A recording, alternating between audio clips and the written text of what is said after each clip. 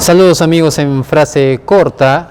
Estamos en el marco del 17º Festival del Libro de Arequipa y en esta ocasión tengo el placer, ¿no?, de entrevistar al doctor Pablo Quintanilla. Él es profesor principal de la especialidad de Filosofía de la Pontificia Universidad Católica del Perú y ha ganado y recibido premios y reconocimientos a nivel internacional. Doctor, buenas noches, bienvenido a Arequipa, bienvenido a Frase Corta. Muchísimas gracias, Jorge Luis, un placer, un honor estar en tu programa. En el marco del festival, el doctor va a presentar su última publicación, La filosofía en el Perú en la filosofía, el cual es, si no me equivoco, y si lo hago el doctor me corregirá, es un conjunto de artículos, ensayos, respecto a la filosofía en el Perú, ¿correcto? Yo quisiera preguntarle, doctor, ¿se puede hablar con precisión de una filosofía prehispánica en el Perú? Ya, bueno, en relación a lo primero, en efecto es un libro sobre la filosofía que se ha realizado y se realiza en el Perú, pero además es un libro que intenta reflexionar filosóficamente sobre el Perú. O sea, es algo que no se ha hecho mucho, pero que debe hacerse, que es pensar con instrumentos filosóficos, con herramientas filosóficas a nuestro país, ¿no? Y en relación a tu segunda pregunta, ese es un tema en cierto sentido estipulativo, depende de cómo defina uno la palabra filosofía, pero hay muchas razones para suponer que prácticamente todos los pueblos se han formulado preguntas que nosotros hoy llamaríamos filosóficas. Preguntas éticas, preguntas ontológicas, preguntas epistemológicas, que tienen que ver con cuestiones universales. Por ejemplo, todos los niños de cualquier cultura, a partir de cierta edad, entre los 3 y los 5 años, son capaces de distinguir entre verdadero y falso, entre objetivo y subjetivo, entre realidad y apariencia. Y por tanto, es razonable que muchas personas se hayan preguntado cuáles son los criterios que existen para distinguir entre lo verdadero y lo falso, lo objetivo y lo subjetivo, etc. Ahora, es evidente que no nos ha quedado rastros de estas reflexiones en el caso peruano porque no había lengua escrita, ¿no? Pero sí hay presupuestos que se conservan en las lenguas vivas. Por ejemplo, en el caso del quechua, o en el caso del aymara, o en el caso de las lenguas amazónicas, hay conceptos que tienen carga filosófica, ¿no? Y entonces eso sí se puede reconstruir. Se puede reconstruir algunos conceptos de la lengua quechua, por ejemplo, que tienen presupuestos filosóficos que son diferentes de los presupuestos filosóficos occidentales y que están de alguna manera presentes en las lenguas indoeuropeas. Entonces, para contestar directamente tu pregunta, yo diría, más allá de si hubo o no una tradición filosófica en el mundo prehispánico peruano, lo que indiscutiblemente hubo es conceptos filosóficos, que es algo que se puede rastrear y encontrar incluso hoy en esas lenguas. Yo le hacía la consulta, ya que este tema abre, ¿no?, el primer capítulo del libro. Enseguida hay un repaso muy, muy interesante, ilustrativo además, de, como usted bien lo ha señalado, la filosofía que se ha hecho en el Perú. Ahora yo quiero consultarle, doctor, respecto al positivismo que se desarrolló en el Perú, ¿no?, en finales del siglo XIX y inicios del siglo XX. ¿Cómo fue este recojo de esta idea que vino de Europa, ¿no? Ya. Bueno, ese es un proceso muy interesante porque se trató de una generación de filósofos que sería la generación fundacional de la filosofía peruana. No porque no haya habido filósofos antes que ellos, en el Perú sin duda los hubo, incluso en el virreinato. Juan de Espinosa Medrano, por ejemplo, fue un filósofo peruano muy conocido incluso en Europa de aquella época, pero la primera generación en la que se puede hablar de una filosofía normalizada, o sea, una filosofía ya institucionalizada, que no es simplemente un préstamo de fuera, sino que nace a partir de necesidades nuestras, nacionales, surge, como tú has bien señalado, a fines del siglo XIX. ¿Quiénes son estos filósofos? Bueno, son el arequipeño Jorge Polar, Javier Prado, Mariano H. Cornejo, González Prada, Alejandro Deustua. Esta generación de filósofos estudian básicamente en San Marcos o en San Agustín, que es el caso de Jorge Polar, y lo que estudian es fundamentalmente filosofía tomista, escolástica, con algunos autores modernos, Descartes, Locke, Kant, pero sobre todo filosofía escolástica, ¿no? Luego ellos reciben influencia de Auguste Comte de Francia y de Herbert Spencer de Inglaterra, que son positivistas, los primeros positivistas europeos. Finalmente, hacia comienzos del siglo XX, abandonan esa influencia para adherir al pensamiento de Henri Bergson, que es lo que aquí se llamaba espiritualismo y que sería una forma de vitalismo o intuicionismo. Pero tu pregunta es particularmente interesante porque lo que tú me preguntas es ¿cómo así los filósofos peruanos adoptan el positivismo? Pues una cosa que hay que decir y que es muy importante es que no solo ocurre en el Perú, sino en toda Latinoamérica.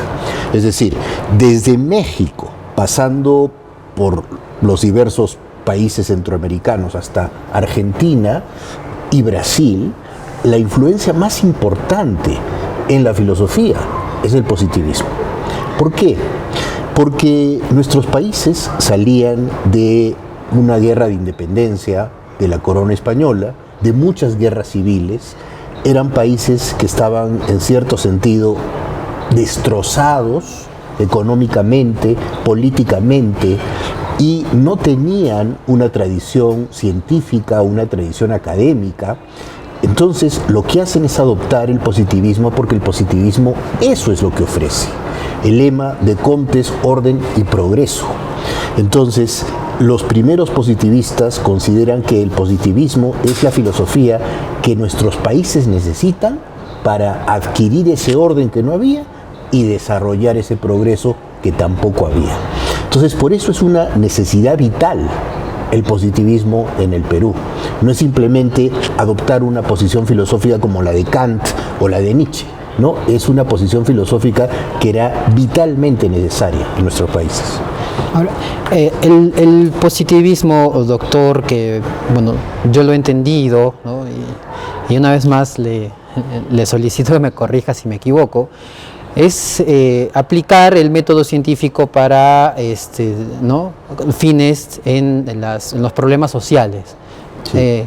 Yo no sé si esto es posible, sin embargo, yo cuando tuve acceso, ¿no? a algún estudio del positivismo, me quedé pensando en la siguiente figura, ¿no? Hay el determinismo que no sé si le era propio, pero le era característico, sí. ¿no? Es decir, si una persona nacía en un contexto de pobreza por orden natural, o por lo que así se ha designado, va a morir en la pobreza. Y ese es su lugar porque es el contexto que le ha dado el positivismo. ¿Esto es así, doctor? ¿O?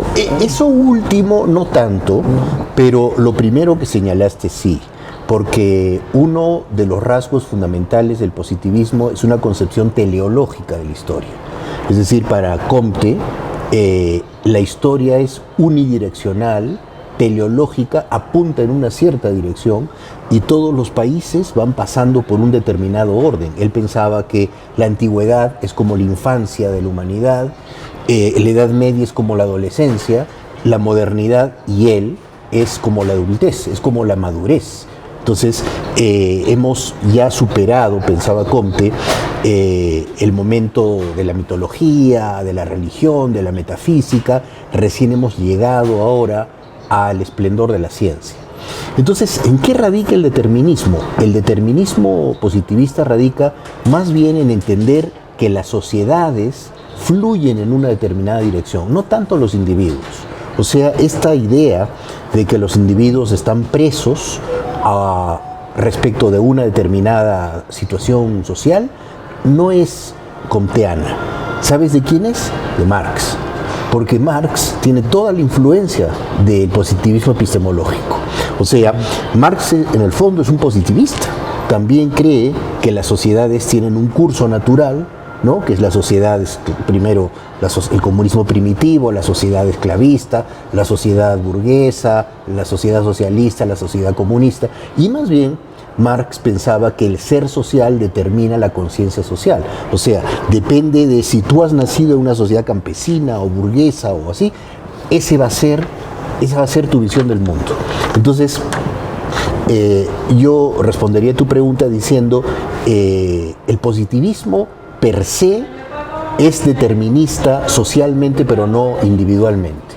En cambio, el marxismo, que tiene influencia positivista, es más determinista en el segundo nivel. Justo bueno, ya en ese ámbito, usted escribe, cito, la ciencia que Marx creyó haber encontrado es el materialismo histórico dialéctico, cierro comillas, ¿no? Cuando usted dice que la ciencia que Marx creyó haber encontrado, da pie a una suspicacia, alguna desconfianza, ¿no? ¿No cree usted que el materialismo histórico es una ciencia? No, pero creo lo siguiente.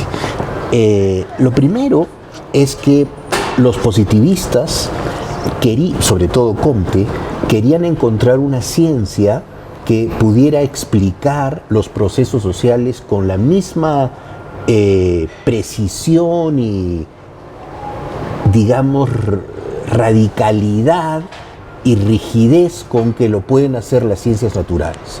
Entonces, el modelo de Comte eran las ciencias naturales, ¿no? En ese mismo modelo, Marx quiere construir el materialismo histórico. Y Freud, no solo Marx, ¿no? Y otros autores de la época. Entonces, si tú me preguntas a mí si yo creo que el materialismo histórico es una ciencia en el sentido en que Marx quería que sea una ciencia, mi respuesta es que definitivamente no, porque lo que Marx quería es que el materialismo histórico sea una ciencia como las ciencias naturales, es decir, una ciencia predictiva y una ciencia que pudiera describir los procesos sociales en términos de leyes. Ahora, lo que sí creo es que Marx es uno de los filósofos más importantes que ha producido la humanidad. Más allá de si uno está de acuerdo o no con Marx en algunos de sus detalles, indiscutiblemente es un gran filósofo, como lo es un gran filósofo Kant, o Hegel, o Platón, o Aristóteles, ¿no? Más allá de si estás de acuerdo con él o no. Pero lo que no creo es que él acertara en encontrar una ciencia que tuviera las mismas características que las ciencias naturales para explicar la sociedad. Por supuesto que creo que las ciencias sociales son ciencias, pero tienen características diferentes a las de las ciencias naturales. ¿La historia se despliega igual en todas las sociedades? No. ¿Por qué? Porque cada sociedad tiene sus propias características y de hecho esa fue una de las ideas más importantes de José Carlos Mariátegui. Mariátegui, como todos sabemos, fue influido por el marxismo, pero Mariátegui fue probablemente uno de los pocos o de los primeros autores que objetó el determinismo histórico de Marx. ¿Y en base a qué? En base precisamente al Tahuantinsuyo. Es decir, Marx creía que todas las sociedades tenían que pasar por este orden que mencioné hace un momento, y lo que dice Mariátegui es, bueno, pero ¿y el Tahuantinsuyo qué era? No era un comunismo primitivo, no era una sociedad esclavista, no era una sociedad burguesa. ¿Qué cosa era? Era una cosa diferente, era un proceso diferente. Entonces, lo que hizo Marx, y lo hizo magistralmente, fue describir las características de la sociedad europea y en particular las características de la sociedad inglesa. Entonces, su análisis de la sociedad postindustrial inglesa es magistral, ¿no?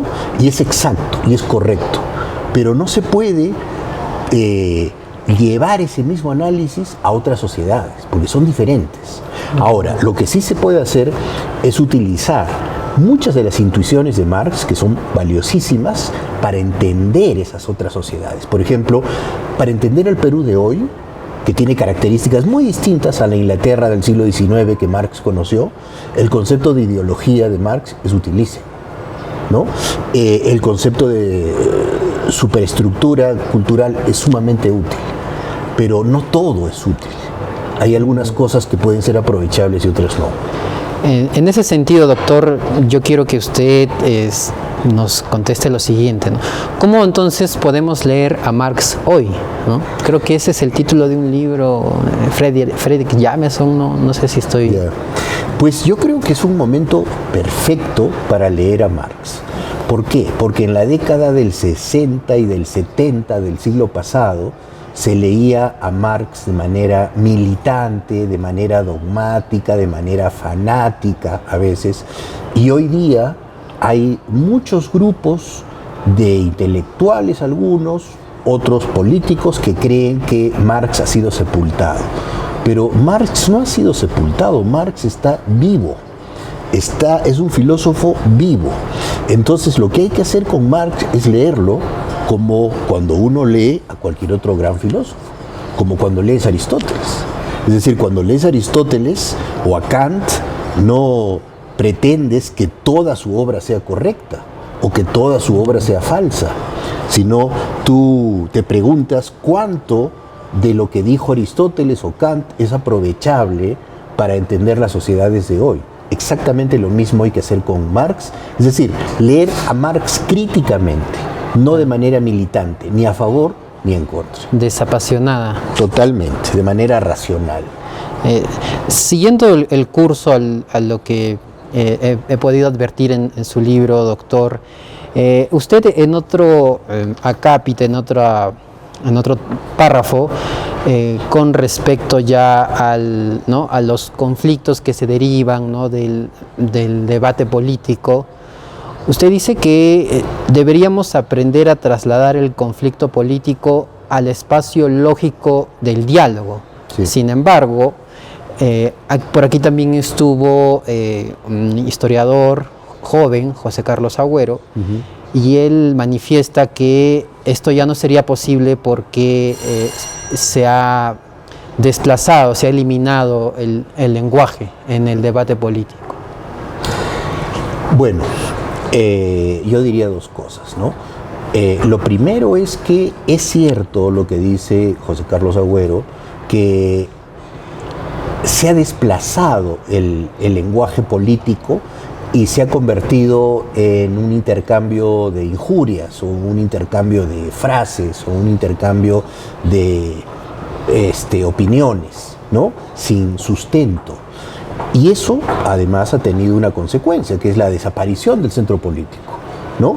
Es decir, lo que tenemos en el Perú ahora es una polarización donde hay una ultraizquierda y una ultraderecha, y el centro político prácticamente ha desaparecido, lo que ha tenido como consecuencia una suerte de desaparición de la democracia también, ¿no?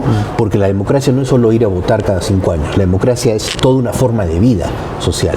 Ahora, que eso sea algo sin remedio, no creo. Es decir, es un proceso por el que está pasando el Perú y muchos países del mundo, dicho sea de paso. Mire el caso de Argentina, mire el caso de Chile, mire el caso de Colombia, mire el caso de Francia, mire el caso de Italia, ¿no? Pero no necesariamente vamos a sucumbir a la ausencia de diálogo, porque la ausencia de diálogo es la violencia. Es decir, si es que no se traslada el desacuerdo al espacio de las razones, se convierte en violencia, ¿no? Y la violencia no es una solución. Ahora uno podría preguntar, ¿por qué no es una solución? Porque la violencia no justifica, y lo que nosotros necesitamos es tener posiciones justificadas que nos permitan tener visiones del mundo, ¿no? Aparte de eso, el Perú, como todos sabemos, ha pasado por un proceso violento, extremo, por 20 años, ¿no?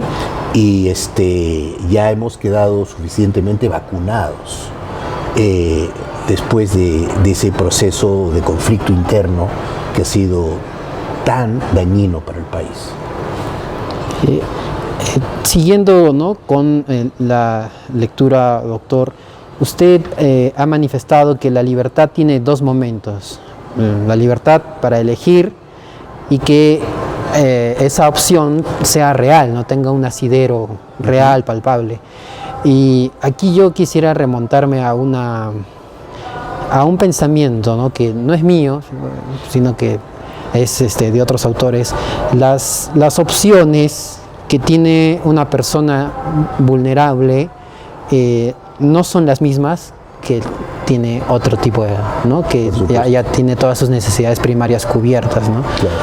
Entonces, ¿quién es libre? ¿Un chico que está pidiendo agua, luz o alcantarillado, u otro que está tal vez, ¿no?, confundido por no saber si come carne de filete, lomo fino o chancho, o dejarlo y ser vegano, ¿no?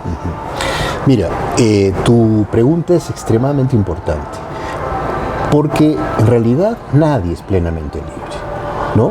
Todos estamos muy condicionados por muchísimas cosas, pero como tú has dicho correctamente, sobre todo los sectores vulnerables, los sectores empobrecidos, los sectores de personas que no tienen acceso a la educación, son menos libres todavía, ¿no? Por eso es que yo me inclinaría por sostener que lo que facilita una ampliación de la libertad, o sea, una ampliación de la agencia, es el conocimiento, ¿no? Porque el conocimiento no solo te brinda criterios para elegir adecuadamente, sino además te brinda las bases para que puedas ejecutar esas decisiones. Entonces, definitivamente, una persona en situación de pobreza no es libre. Y esa es una idea, además de Marx, ¿no? Y esa es una idea absolutamente correcta, ¿no? ¿Cómo va a ser libre una persona que no tiene la capacidad para saber si al día siguiente va a comer o no va a comer? Obviamente no lo es. Entonces, la obligación de la sociedad y la obligación del Estado es eliminar ese tipo de situaciones dramáticas que limitan la libertad y que limitan también la democracia, porque para que haya democracia se necesita una sociedad libre y una sociedad educada. Y si no tenemos una población mayoritariamente educada y libre, no tenemos democracia. Es una falsa democracia, es una farsa de democracia. Ahora, es eso mejor que cualquier otro intento autoritario, pero no es una democracia auténtica. El pensamiento, doctor, el pensamiento es independiente de las condiciones materiales, del contexto social, histórico en que vive una persona, o está definitivamente influido. Está definitivamente subsumido y está definitivamente, digamos así, incrustado en una sociedad determinada, ¿no? Las sociedades producen cultura, producen arquitectura, cerámica, producen gastronomía y producen filosofía, producen pensamiento, producen literatura, producen cultura, ¿no? En general.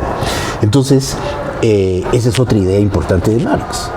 En esta conversación me parece muy importante y muy valioso el hecho de que han ido saliendo muchas ideas importantes de Marx que hubieran sido, hoy día nos parecen obvias quizá, pero antes de Marx no eran obvias, eran incluso desconocidas o falsas. Por eso insisto en que la gente que cree hoy que Marx está muerto, que Marx no tiene nada que decirle a la sociedad contemporánea, es porque no conoce a Marx. Es decir, no se entiende el siglo XX y el siglo XXI si uno no conoce a Marx. Usted también señala, doctor, que quien escoge su propio mal es esclavo de una ideología determinada que, bueno, tiene un interés, un propósito por mantenerlo, ¿no?, en una situación de precariedad. ¿Puede explicar esta idea, por favor? Yo no lo formularía exactamente de esa manera, pero lo formularía de esta otra. Yo diría que, en efecto, las sociedades así como producen pensamiento y producen cultura, producen también ideología. Y en muchos casos la ideología es una forma de pensamiento que tiene como objetivo justificar relaciones de dominación, ¿no? Marx pensaba que en la sociedad capitalista toda la cultura que produce la sociedad capitalista es ideológica, desde la ciencia, pasando por la filosofía y el arte. Eso no creo que sea cierto, pero lo que sí es cierto es que hay mucha filosofía o pensamiento en general que tiene como objetivo, ya sea consciente o no consciente, ya sea tácito o explícito, justificar relaciones de dominación. Y yo creo que eso lo vemos, por ejemplo, hoy día con mucha claridad en el Perú. Hoy día el Perú tiene una ultraderecha muy poco ilustrada, muy poco culta, muy poco inteligente, muy poco pensante, que se limita a repetir frases que en el fondo son ideológicas, que en el fondo son mecanismos de justificación de relaciones de dominación, ¿no? Entonces, si tú escuchas a los políticos de ultraderecha, estoy pensando en gente como López Aliaga, o escuchas a los fujimoristas, ahí no hay ideas. Ahí lo único que hay es eslogans que tienen como objetivo justificar su existencia, ¿no? Esas personas lo que necesitarían es un curso rápido y profundo de marxismo, por ejemplo. Si Marx dice que una persona carente de necesidades básicas como luz y agua no es libre o es menos libre, y usted me dice que el Estado debería, ¿no?, darle estos mecanismos para que una persona deje esa situación de precariedad, y yo entonces asumo que una persona que tiene un discurso en contra del Estado en realidad está en contra de la libertad, o no, sí, o me equivoco. Sí, yo creo que se puede decir eso, ¿no? Una de las ideas de la ultraderecha mundial, no solo peruana, piensa en Milei, piensa en los neoliberales, piensa en Le Pen en Francia, ¿no? Una de las ideas que ellos tienen es que hay que reducir al Estado a su mínima expresión, porque el Estado no es un buen empresario, ¿no? Básicamente esa es la idea, ¿no? Que hay que dejar a la mano invisible de la economía que resuelva los problemas sociales. Pero la historia de la humanidad prueba que la mano invisible de la economía no resuelve los problemas sociales, que es el Estado el que tiene que tener un rol de agencia moral y de liderazgo moral. Entonces, por ejemplo, en el caso del Perú, nosotros lo hemos vivido en carne propia en la época de la pandemia. Una de las obligaciones del Estado es dar posibilidades de salud a todos los ciudadanos, ¿no? Pero el Estado no ha llegado a la mayor parte de lugares del Perú, y por eso el Perú ha sido el país que ha tenido el número más alto proporcionalmente de muertos en el mundo por la pandemia. Entonces, ¿quién falló ahí? El Estado. Y los que quieren reducir el Estado a su mínima expresión, como tú dices correctamente, están quitando libertad a las personas, pero de una manera indirecta están permitiendo la muerte de gente que no va a tener una manera de enfrentar situaciones críticas de salud como esas. Porque, ¿qué diría un neoliberal? Un neoliberal diría, si el Estado no se mete con la salud, la empresa privada va a abrir clínicas y entonces va a reemplazar eso el Estado. Pero eso no es verdad. Si el Estado no abre una posta o una clínica en las zonas más pobres del Perú, no lo va a hacer la empresa privada, porque no va a ser rentable. Esa es una de las paradojas. No sé si tú recuerdas el fallecimiento del congresista fujimorista Nano Guerra García. Sí, claro, aquí mismo. Claro, en Arequipa, en Punta de Bombón, ¿no es cierto? Bueno, ¿qué decía Nano Guerra García? Decía, hay que reducir el Estado, el empresario privado tiene que llevar la salud. Muy bien, ¿por qué se murió?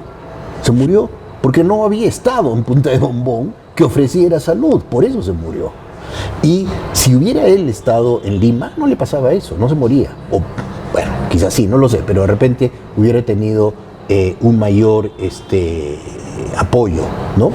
Ahora, lo que le pasó al señor Guerra García les pasa a millones de peruanos todos los días. Usted ha dicho que un liberal auténtico apoya la regulación, impidiendo el monopolio ideológico y político. Sin embargo, ahora este discurso de la regulación a la empresa privada está estigmatizado, ¿no? Como un rojo, ¿no? Sí. Comunista, caviar, Sí. ¿no? Sí. Sin embargo, es todo lo contrario, porque se trata de las consignas propias de un liberal, ¿no? Sí, pero es que no son liberales, pues ellos. Los neoliberales no son liberales, son mercantilistas. Un verdadero liberal es liberal en todas las dimensiones, ¿no? En el terreno político, en el terreno social, en el terreno moral, ¿no? Pero ellos son solo liberales en el terreno económico, que es lo que les conviene. Pero en los otros aspectos no lo son. Son falsos liberales. Ahora, eso es la mejor ejemplificación de que Marx tenía razón en que a veces un tipo de discurso se convierte en un discurso ideológico. Es decir, ¿quiénes son precisamente los que acusan de caviares, de comunistas, de rojos, a cualquiera que simplemente diga el Estado tiene que tener presencia y tiene que ser eficiente en todo el país? ¿Quiénes son?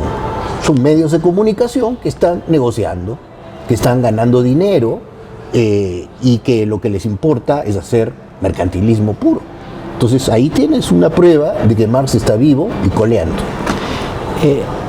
Esta respuesta que usted me ha dado me abre ahora la siguiente pregunta. El charlatán está más lejos de la verdad que un mentiroso que trata de edulcorarla o, no sé, travestirla. Sí. Explique eso, por favor.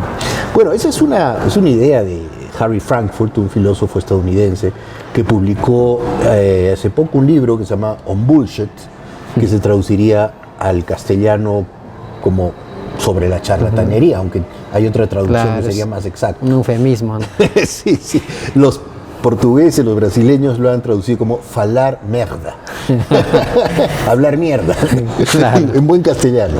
Bueno, claro, el mentiroso sabe que existe la verdad, o cree que existe una verdad, pero lo oculta. Al charlatán no le interesa la verdad. Lo único que le interesa es manipular. Entonces, lo que yo quisiera decir ahora es que hay un buen sector de la prensa nacional, que no es el tuyo, ¿eh? Hay un buen sector de la prensa nacional que es charlatanería pura y dura, que lo único que hace es justificar con eslogans mal pensados formas económicas de dominación y justificar que se mantengan las inequidades, las injusticias que vienen durando en nuestro país por lo menos 500 años. Entonces, tú abres algunos diarios, no voy a decir cuáles, pero me imagino que todos sabremos cuáles son, y lo que te encuentras son columnas donde no hay ideas, simplemente se repiten y se repiten frases, porque ellos han llegado a la conclusión de que no hay que hacer pensar al lector, hay que adoctrinarlo. Entonces, esos medios de comunicación son formas de adoctrinamiento en la charlatanería. Y lo único que nos está salvando en este momento al Perú es el periodismo privado, digamos así, independiente, como el tuyo, y como de muchas otras personas que tienen canales de YouTube o tienen páginas. Eso es lo que nos está salvando, porque los periódicos, la mayor parte de periódicos no se pueden leer. No se pueden leer, o porque dicen trivialidades, o porque dicen falsedades, o porque dicen eslogans que son totalmente triviales. Muchas gracias por sus palabras, doctor. Ahora yo quisiera preguntarle por lo siguiente, ¿no? Por los orígenes y la cuna de la democracia en la antigua Grecia. Sin embargo, usted en su libro dice que Platón y Aristóteles ¿no? renegaban de la democracia o simplemente estaban en contra. Sí. ¿Puede explicarnos por qué, por favor? Sí, sí, bueno, de hecho, Platón y Aristóteles no creían en la democracia, pero no creían en la democracia de esa época, ¿no? Que es muy distinta a la democracia de nuestra época. Es decir, es la misma palabra, el mismo nombre, pero otro proceso social, ¿no? Además, hay otra cosa que hay que recordar.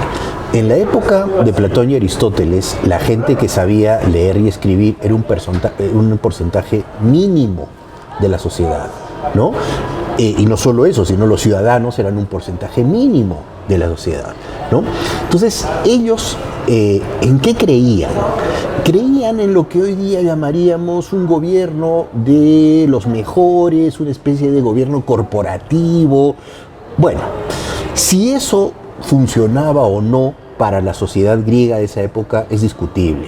Además hay que recordar que era una sociedad donde había esclavitud, donde las mujeres estaban totalmente sojuzgadas, donde en realidad la poca democracia que había era la democracia de los ciudadanos nacidos en la polis, hijos de nacidos en la polis. No era una democracia real, era una democracia mínima, minimalista. Ahora, en el mundo de hoy, la democracia está pasando por muchos problemas, como se puede ver en todo el mundo prácticamente. Pero es lo único que tenemos ahora. Cualquier otra opción autoritaria es 1000 veces peor. Cualquier otra. Entonces, si bien la democracia está en crisis en todo el mundo, no solo en el Perú, yo tengo la esperanza que sea una crisis de crecimiento y que esto conduzca a una maduración de la democracia, porque no hay otra opción a la vista.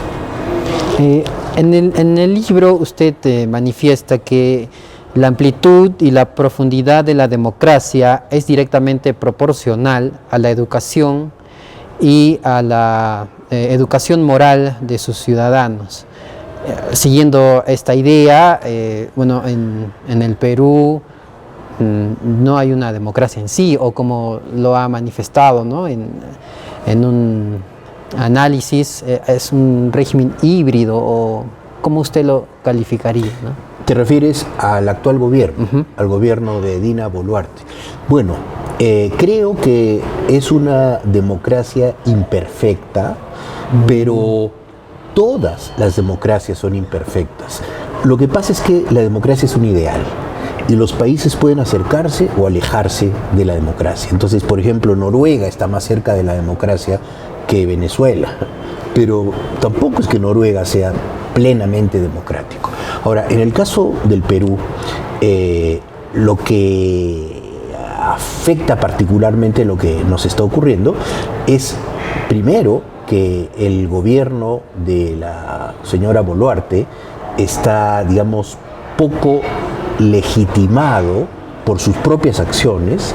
Es decir, lo que pasó en Puno y en Juliaca hace relativamente poco tiempo nunca debió haber pasado, y si ocurrió era razón suficiente para una renuncia presidencial. Si no renunció la presidenta es porque sabe que si eso no es castigado ahora, va a ser castigado después, pero va a ser castigado. Aparte de eso, la presidenta tiene, si no estoy equivocado, un 5% de aprobación. Eso no le da ninguna legitimidad. En cualquier otro país del mundo, esa presidenta ya habría renunciado. Aunque es cierto que ha llegado al gobierno democráticamente, porque Pedro Castillo fue elegido democráticamente. No hubo ningún tipo de farsa ahí, fue elegido democráticamente, ¿no? Y cuando Pedro Castillo hizo el intento de golpe, que yo creo fue en realidad una trampa que le hicieron, y yo creo que fue la ultraderecha que le hizo una trampa a Pedro Castillo para que intentara hacer el golpe y precisamente para sacarlo. Todo lo que ocurrió. Y luego quien heredó la presidencia de manera legítima fue Dina Boluarte. Pero Dina Boluarte está cogida del cuello por la ultraderecha.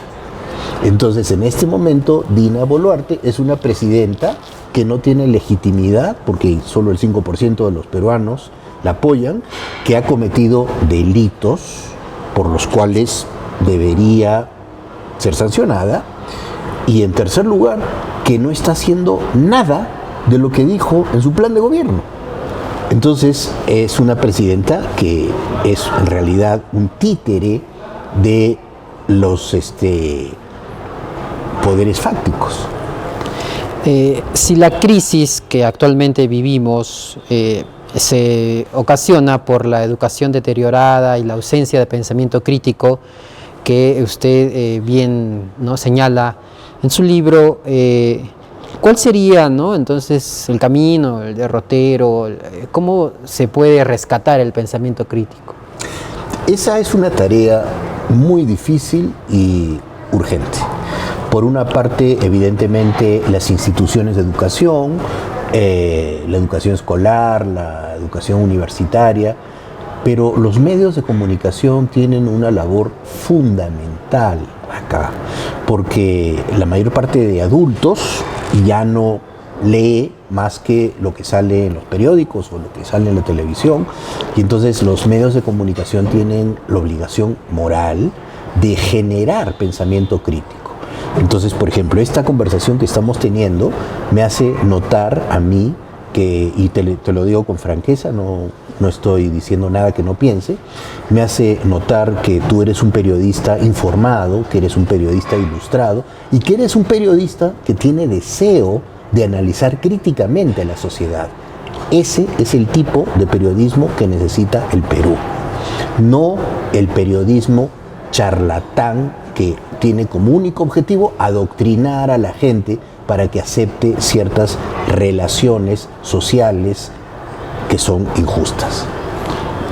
Muchas gracias, doctor, por sus gentiles palabras.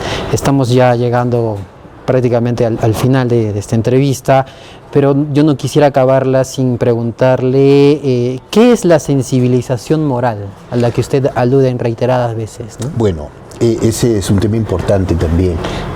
Y es que uno puede llegar a la reflexión moral por muchos caminos, pero quizá los más importantes son o bien la racionalidad o bien la emoción. La racionalidad es cuando tú te convences que debes actuar de esta manera o de otra manera, porque eso es lo correcto. Pero la emoción a veces es más poderosa, porque la emoción aparece cuando la injusticia o la vulnerabilidad o el maltrato te resulta inaceptable. Cuando te resulta inaceptable, visceralmente inaceptable. Entonces eso conduce a que uno tenga un tipo de comportamiento diferente del que podría haber tenido si es que solo hubiese llegado vía la racionalidad a una concepción moral. Finalmente, doctor, ¿por qué las humanidades? ¿Por qué usted cree que este campo del conocimiento nos apasiona tanto y debería también despertar el interés, ¿no?, de los jóvenes estudiantes, ¿no? Bueno, también creo que la conversación que hemos tenido hoy día, que estamos teniendo, responde a tu pregunta, ¿no? Porque las ciencias naturales y la tecnología son sumamente útiles para resolver problemas inmediatos, problemas prácticos, incluso problemas a largo plazo. Pero lo que las ciencias naturales y la tecnología no te van a dar es un norte, un rumbo, un sentido, un propósito, un objetivo, ¿no? Y entonces las humanidades sí tienen como necesidad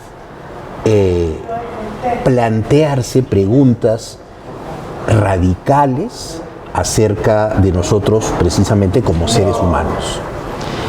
Hemos llegado al final. Muchas gracias, doctor, por este tiempo que nos ha compartido, ¿no?, por su visita a Arequipa en el marco del 17º Festival del Libro. Esperemos que nos visite más veces. Muchas gracias. Encantado, muchísimas gracias.